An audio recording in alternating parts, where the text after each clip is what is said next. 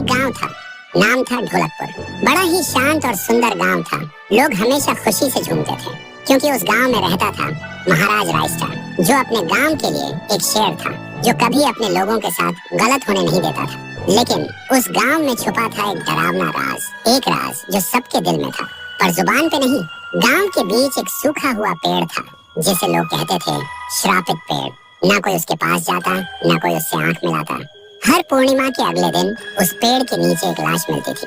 लोग कहते रात में कोई आता है और लाश छोड़ जाता है, लेकिन कभी किसी ने कुछ देखा नहीं और देखता भी कैसे। जो देखता वो अगले दिन पेड़ के नीचे होता था। एक दिन रायस्टार ने ठान लिया, बस अब और नहीं, इस राज का अंत मैं ही करूंगा, क्योंकि ढोलकपुर का नाम मिट्टी में मिल रहा था।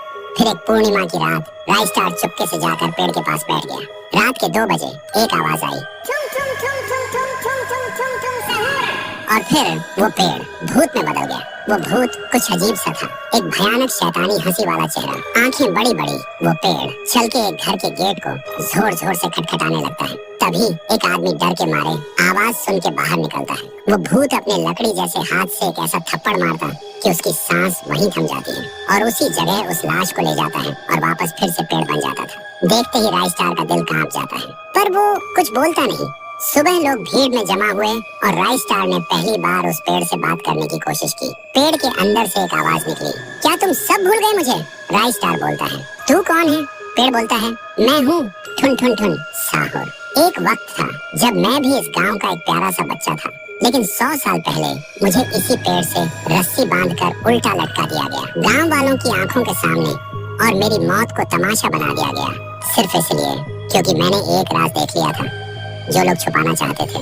और उसी पल से मेरी रूह इस पेड़ से जुड़ गई। उस दिन से मैं इंसान नहीं, एक सज्जा बन गया और हर पूर्णिमा में एक राजदार को चुनता हूँ और फिर उसे उसकी खामोशी का हिसाब देता हूँ।